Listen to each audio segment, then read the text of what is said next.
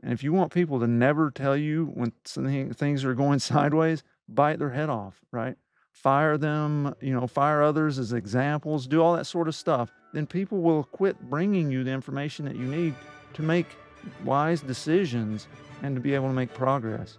Talked about this in previous episodes. What does it mean to care?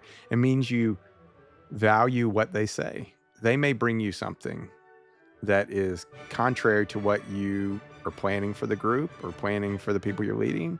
Listening to be persuaded of what am I missing? What are my blind spots?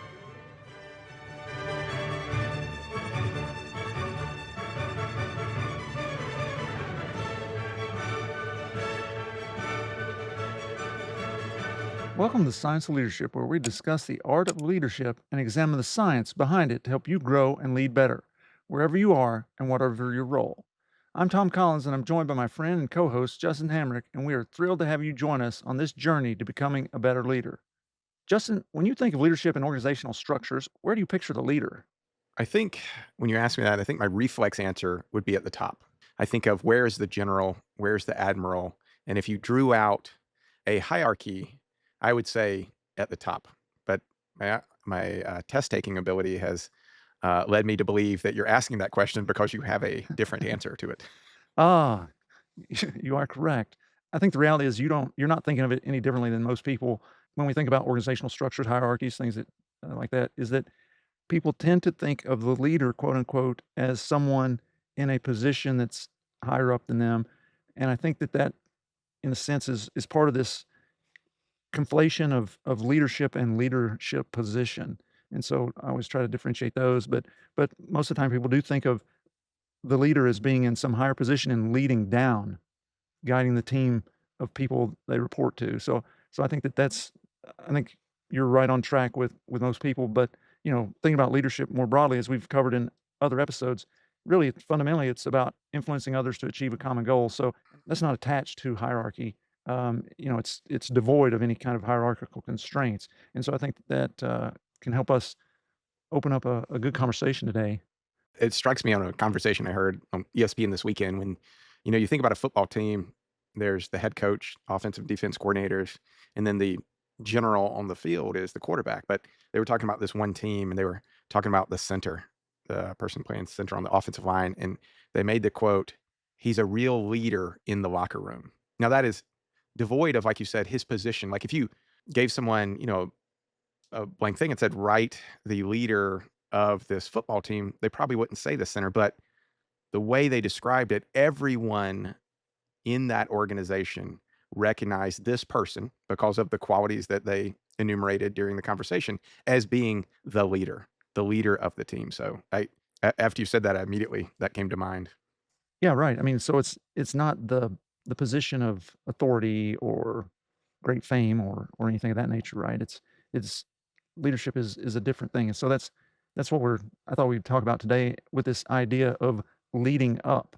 Hmm. Are you familiar with that I thought it was a concept? book or something written like leading from behind, or I don't know. Maybe I'm confusing that with leaders eat last, but I've heard of this topic before of like not being in the organizational top of the chart, but having the qualities leading from within the organization, I guess. Yeah, so when we talk about this idea of leading up, really what people are talking about, whether it's in, books, as you mentioned, there are some books out there that kind of hit on this and some, other, like, I think there are some other things out there that where people talk about this concept of leading up. But really what we're talking about is trying to influence those people who are, again, think about the hierarchical structure, who are in a hierarchical position above us, our quote Hmm. leader. We might even say our boss, right? And so thinking about how do we influence those people in this sense of leading up, which has become this idea of leading up is becoming more popular in in the literature. I would say the lay literature, and not so much in the scientific literature. I can't honestly find any studies where people have looked at that, um, but it is something that's gaining popularity. Some people might say managing up. I try to avoid the term managing Hmm. on our podcast because I don't want people to confuse leadership and management. But some places people might have heard is also managing up. And so what that really looks like is influencing the people that are above us so that they can accomplish this common goal, whatever the common goal is. Hmm. Sometimes it is that the person in the leadership position may not have the necessary skill set to do it. They may have arrived at that position because of some other skill set, and now they don't have the skill set to truly lead as well.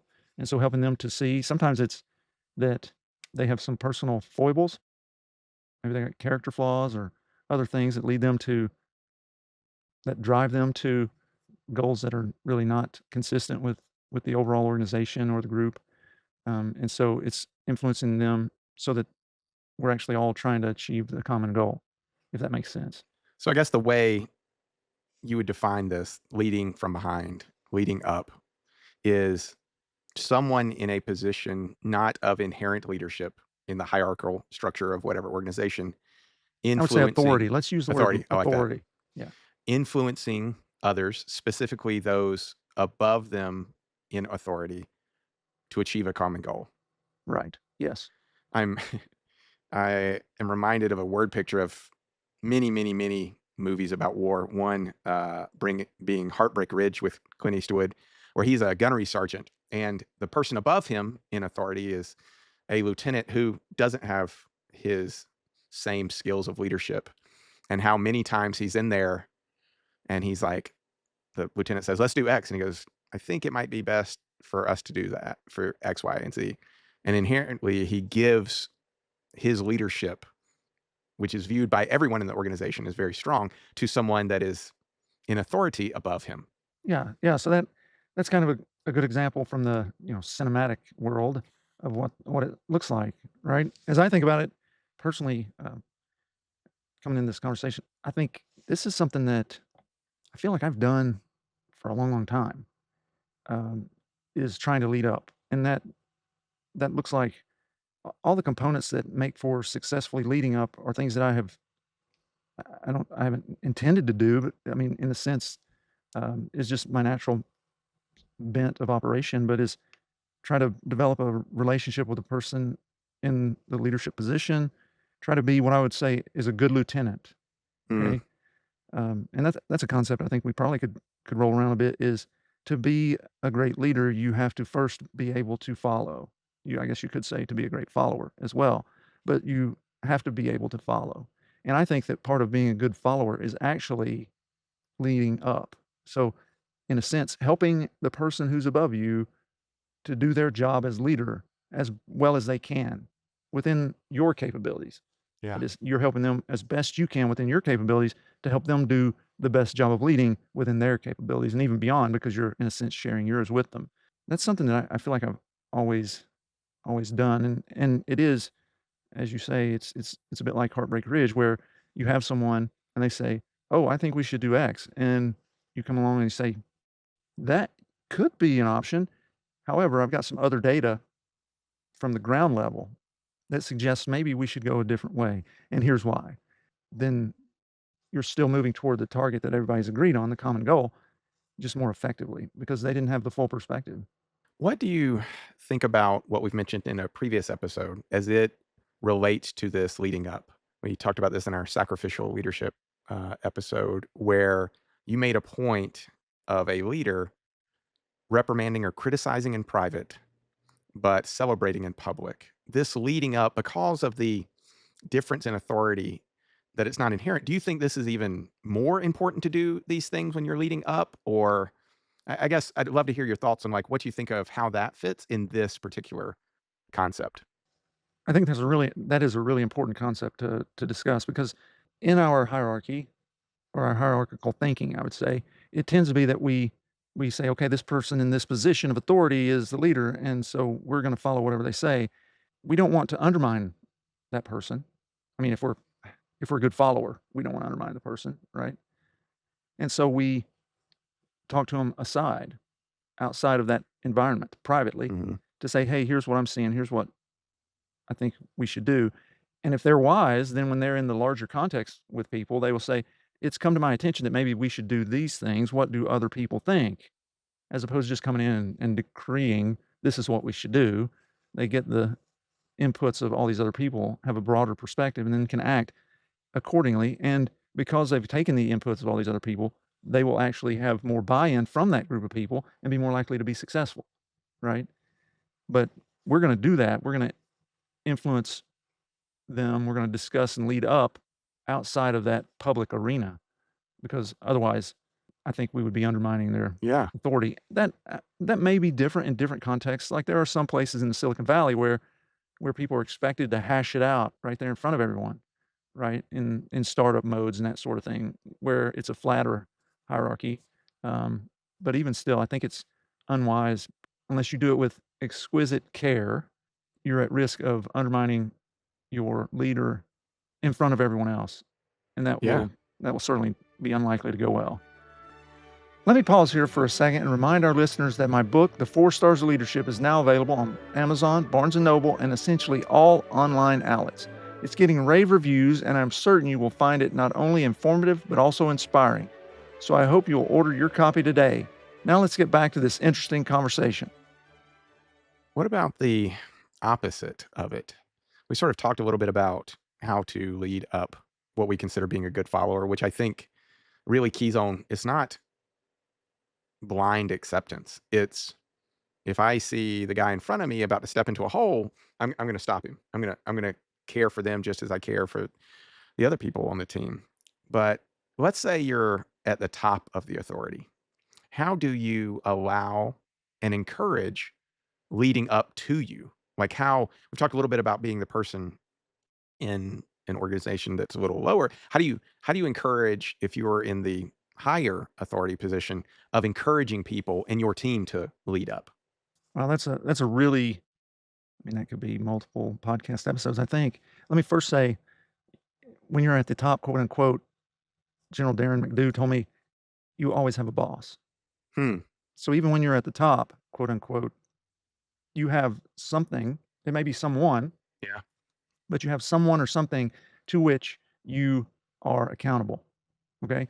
Now, in our government, that may be the Constitution of the United States of America and the citizens of the United States of America.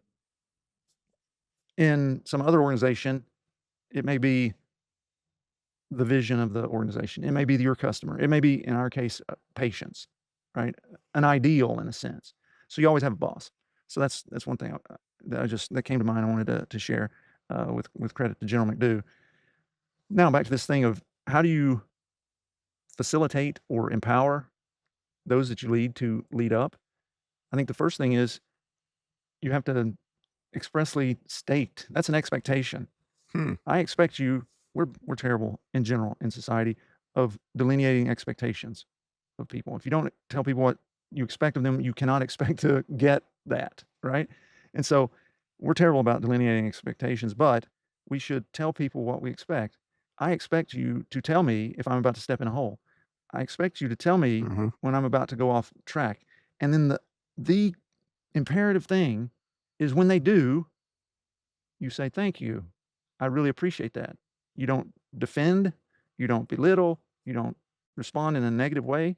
You take it and say, "Thank you for that," and then as necessary, incorporate it into your action plan and how you behave. I think that what happens is people don't tell others, "I need you to speak up. I need you to lead up in this scenario." And then when people do, they bite their head off. And if you want people to never tell you when things are going sideways, bite their head off, right? Fire them, fire others as examples, do all that sort of stuff. Then people will quit bringing you the information that you need to make wise decisions and to be able to make progress.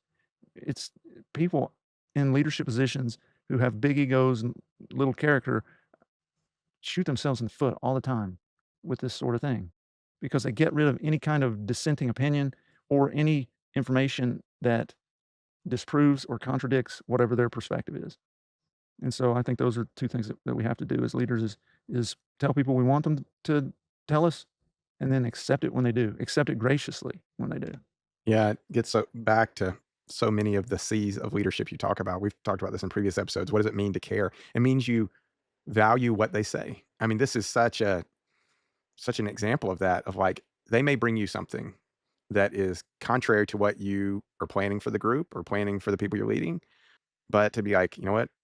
I respect this person. I care about this person. I wanna hear them out." And to go in with a listening to be persuaded of what am I missing? What are my blind spots? man, it's so valuable when your team will do that for you, but that's a real quick way to get them not to do it is to punish them for it. "Well, you disagree with me, we're not gonna do that." Right.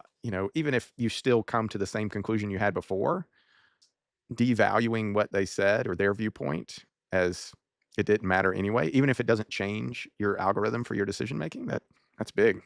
Yeah. So, but moving back to us being the ones leading up, Mhm.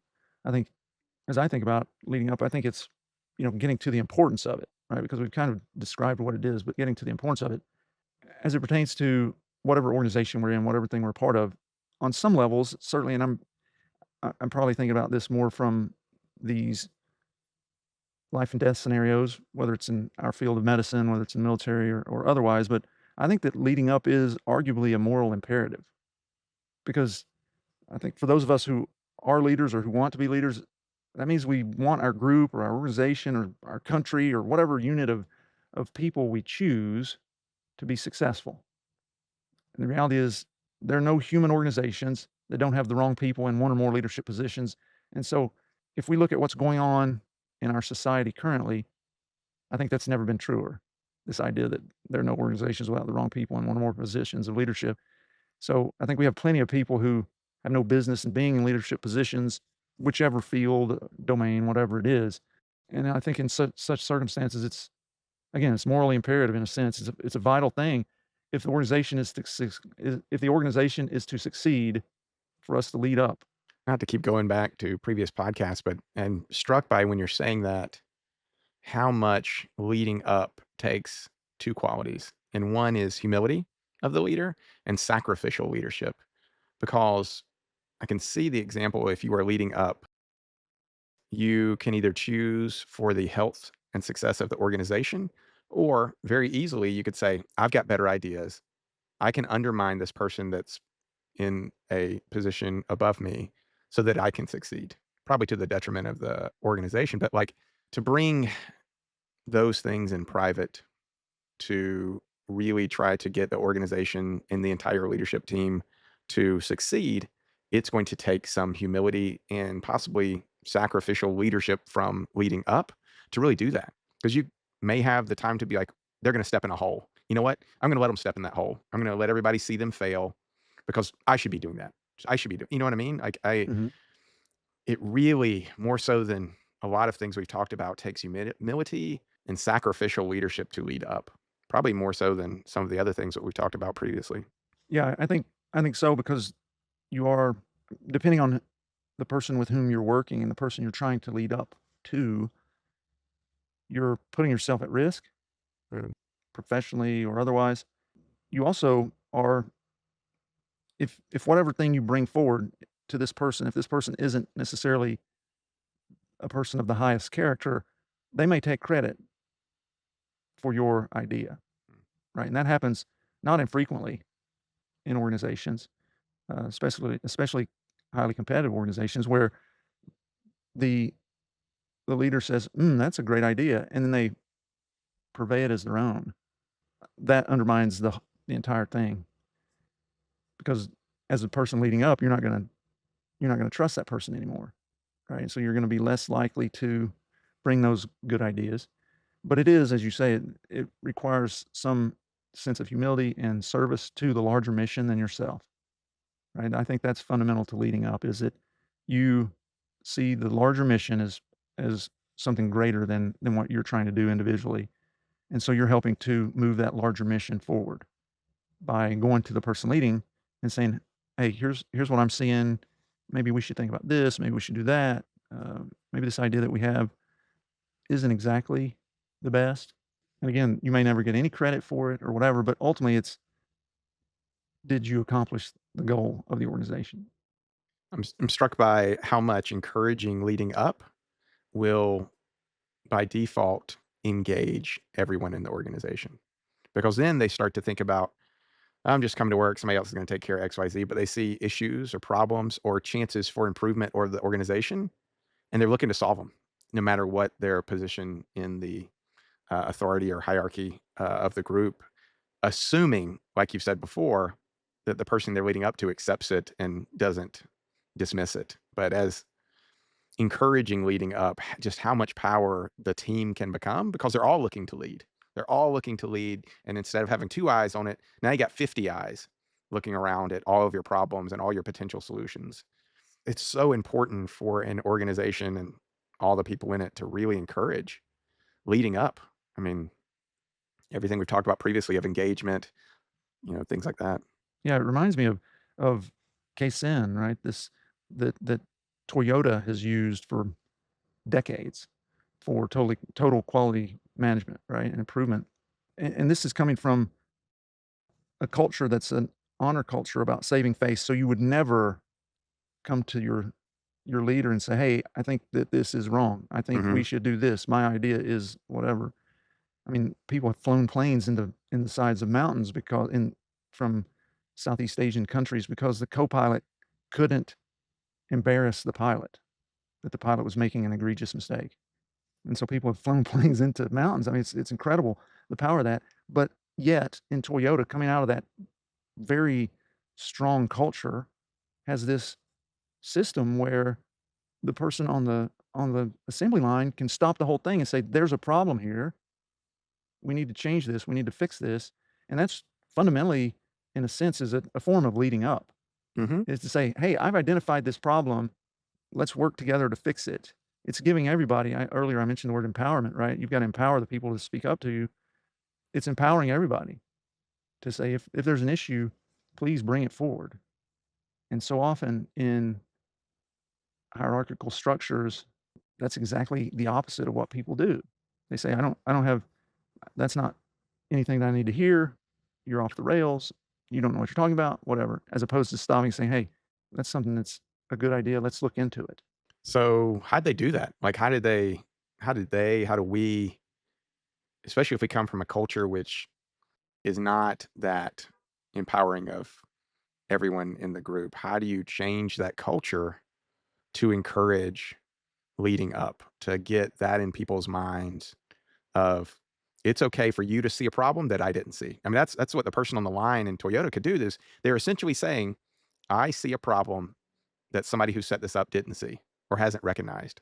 So how do we do that? Like, I mean, we talked about empowerment, but like technically, like, how do we do that? Yeah, I mean, from the Toyota side, I think it was removing blame. Mm. This is this person's fault, right? It's the system.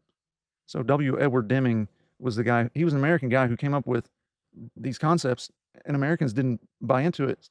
And the Japanese were like, "This guy's brilliant. Come over here and teach us this." And so he went over and he I love did. that the leading up is in a position where the people around him weren't encouraging leading up. So he went somewhere Well, else. he was it wasn't leading up that he was doing. It was just this idea of how to create a system that was total quality management and was always looking to improve at the ground level, right? But anyway, so there it was removal of the individual responsibility to make it more systemic, and we're doing that more and more in medicine, right? We recognize that most of the big problems that we have are system problems, and so I think that if we're gonna make greater impact, it's with leading up. It's not, "Hey, you've screwed this up. You've got this wrong." It's, "Here's what I'm seeing in our system that I think we can adjust or we could move. Here are the data that I'm getting from these different people that I think are really important to this decision." So that the system is, this person's in a position where they're not getting all the information, and you're bringing some of that information to them, right? As opposed to like, "Hey, you don't know what you're doing." So I think that's a part of it, okay? Is that you take the personal sting away from it, um, and as far as how to do it, there as far as leading up, that is, there are a couple of books, one of which I have. I mean, I've got both of the ones I'll mention, but and have read them. But one's this book, "Influencing Without Authority." That's by Alan Mm. Cohen and David Bradford, and I'll share a little bit of their thoughts. The other is called "Leading Without Authority" by somebody named a guy named Keith Ferrazzi. Um, and I'll include those in the description, show notes, and things. But as far as the influencing without authority, Cohen and Bradford talk about, they delineate what they call the approach to influencing your boss, and they have 4 things that they enumerate. One is see the boss as a potential ally or partner. I think that's important because a lot of times we see them as, at least hearing other people, I think having seen my parents in roles where they had a boss, like a legitimate boss, and who was over them and was very authoritative in these kind of negative relationships, it wasn't that that person was an ally or partner.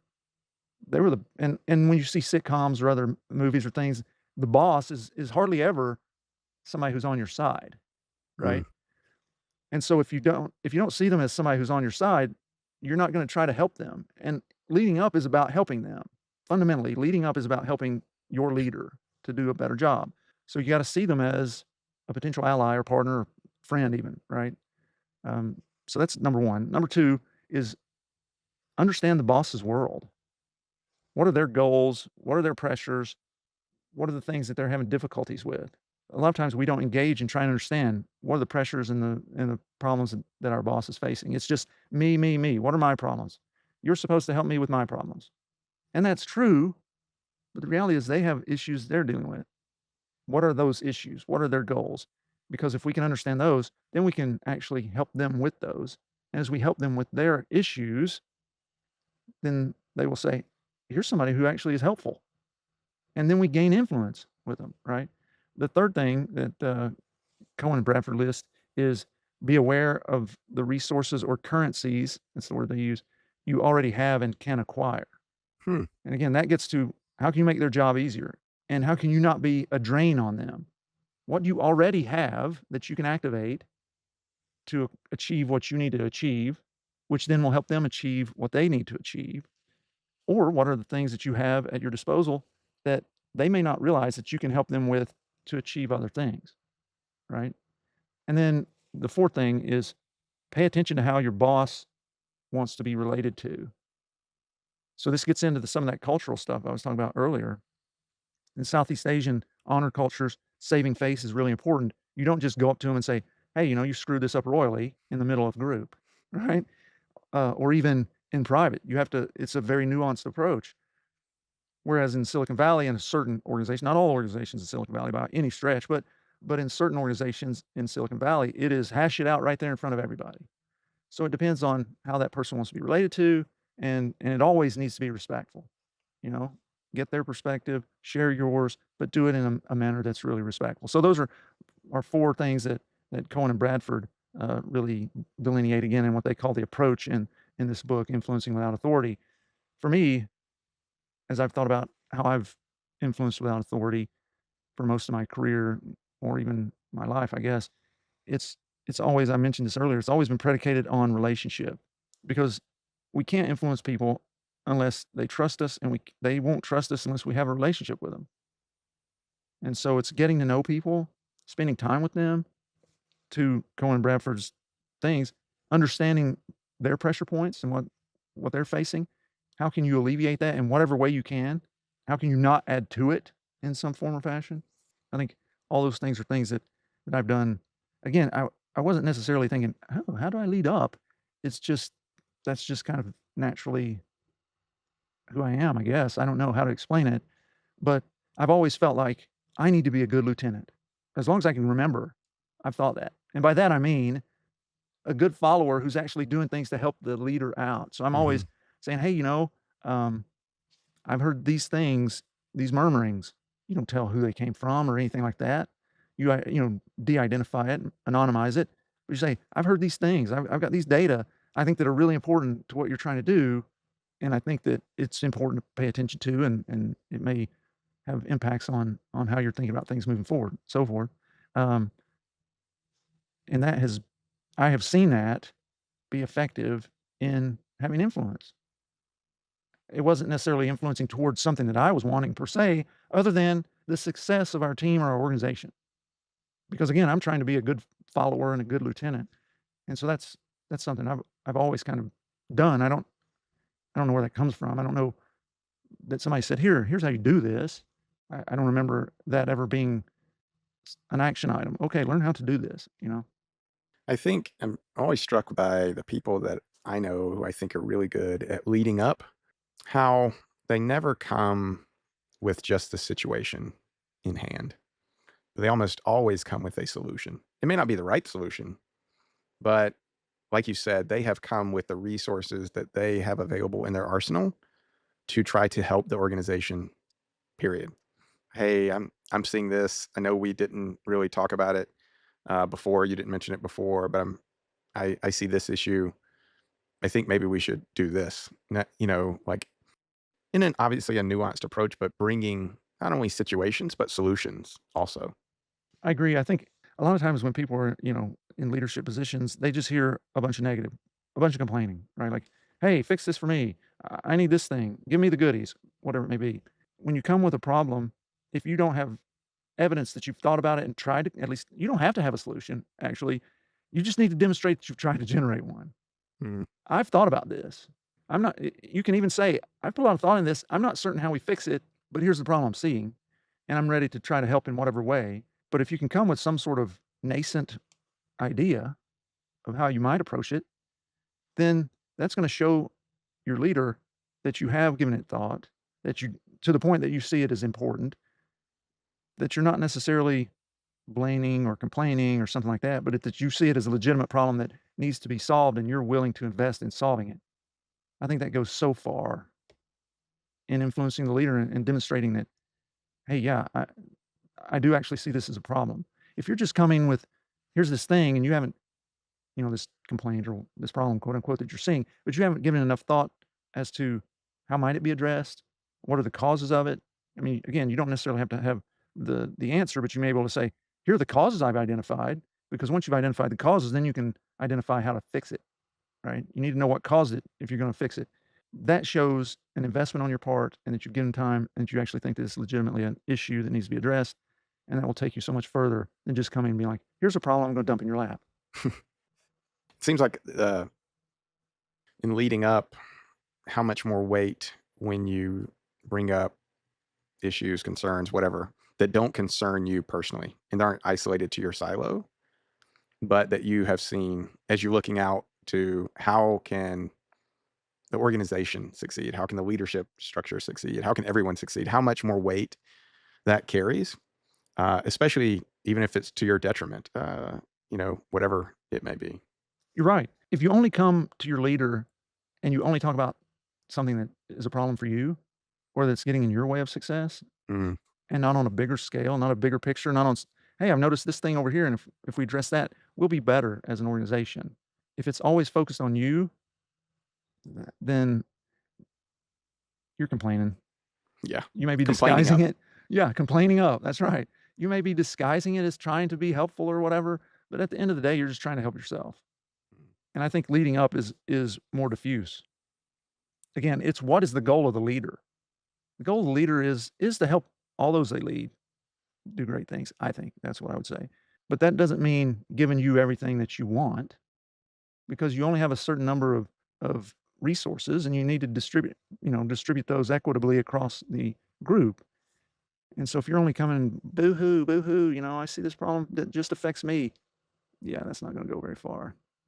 So, Tom, we've obviously talked about a lot of different points of this concept of leading up. But if we're going to leave our listeners with two take homes, one, how to encourage those you are leading to lead up, and how, as the person leading up, how to effectively do that. What take homes would you give for our listeners?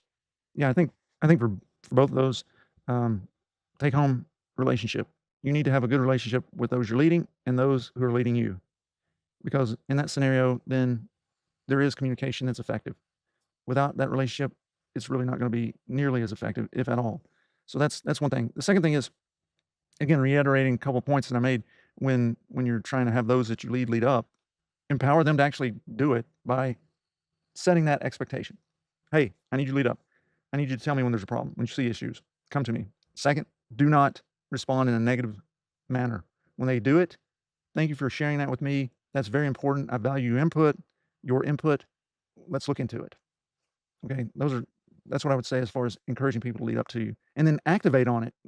I guess is a third thing I didn't say earlier, but actually do something about it when they bring you important information.